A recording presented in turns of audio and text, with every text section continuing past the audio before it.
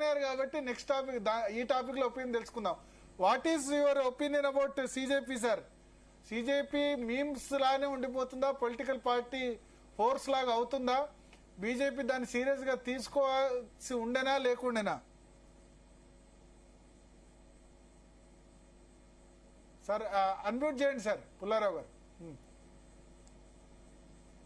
ఇప్పుడు yes sir, voice. చిన్న challenge గా ఏది తీసుకోకూడదు. You to take everything seriously. చాలా సార్లు చిన్న ఛాలెంజ్ గా తీసుకున్న వాళ్ళు వెళ్ళిపోతారు. విజయ్ స్టార్ట్ అయినప్పుడు అన్ని పొలిటికల్ పార్టీలు తమిళనాడులో ఎంత చీప్ గా సిలీగా తీసుకున్నారు. ఎగిరిపోయారు కదా, అందరూ ఎగిరిపోయారు. అయితే నేను విజయ్ సపోర్ట్ చేస్తున్నాను కాదు, ఫ్యాక్చువల్ పొజిషన్. ఇది డిఎంకే దెబ్బతినేసింది, ఏడీఎంకే దెబ్బతినేసింది, బీజేపీ దెబ్బతినేసింది. సో ఇది ఛాలెంజ్, ఇట్స్ అ ఛాలెంజ్. ఓ ఛాలెంజ్, ఆ ఛాలెంజ్ ని రిటర్న్ అవ్వాలి.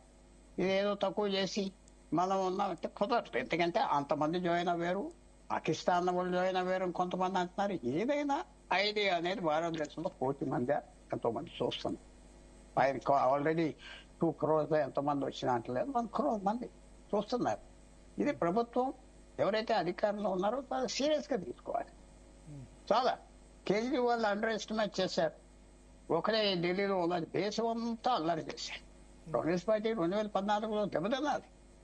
కేజ్రీవాల్ దెబ్బ వల్ల రికవర్ అవ్వలేదు చాలా వరకు. Take it seriously, don't have ఒక పేట్రనైజింగ్ యాటిట్యూడ్ మాత్రం వద్దు. మౌనికా సుంకర్ గారు, క్లోజ్ చేద్దాం. Sir, we should address the aspirations of the youth. Okay. We should Sir, be mindful about Sharat that. sir, let me conclude, sir. Sir భారతదేశాన్ని ఇడ్సబెట్టి America పోయి అమెరికాలో enjoy చేసుకుంటూ భారతదేశాన్ని ఇక్కడున్న యూత్ ని మీ దేశంలో ఏం జరుగుతుంది అని అన్న వ్యక్తి ఒక నేరేటివ్ ని బిల్డ్ చేస్తే దానికి యూత్ అంతా సపోర్ట్ చేస్తున్నప్పుడు అందులో కొన్ని ఫారెన్ కంట్రీ వాళ్ళు కూడా ఉన్నారు. ఇది క్లియర్ గా ఒక ద్వంద్వం లేని ట్రూత్. దీనిలో వీళ్ళ కాన్సెప్ట్ ఏముందంటే బీజేపీని అన్ఫాలో అవ్వాలట. అంటే ఇది ఖచ్చితంగా anti BJP party.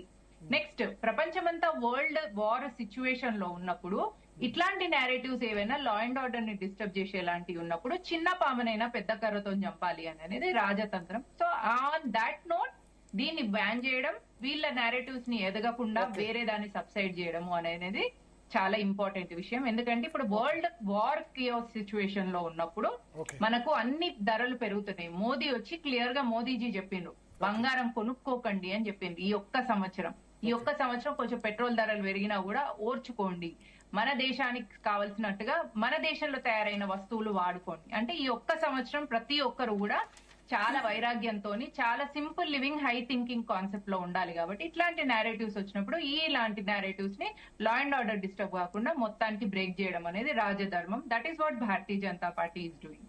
Okay, I conclude. Thank you Mounika Sunkar garu, Charan Kaushik గారు, అదేవిధంగా అడ్వకేట్ శరత్ గారు. సో మొత్తం చూద్దాం సిజేపీ భవిష్యత్ ఏంది. సోషల్ మీడియా వరకే ఉంటుందా, నిజంగా పొలిటికల్ పార్టీ ఆవిర్భవిస్తుందా, స్పేస్ ఉందా, వ్యాక్యూమ్ ఉందా, సోషల్ మీడియాలో లైక్స్ కామెంట్స్ ఓట్ల రూపంలో కన్వర్ట్ అవుతాయా, లేదా విజయ్ రూపం లాగా సక్సెస్ అవుతాడా చూద్దాం. చిన్న బ్రేక్ తీసుకుందాం. బ్రేక్ తర్వాత పెట్రోల్ ధరలు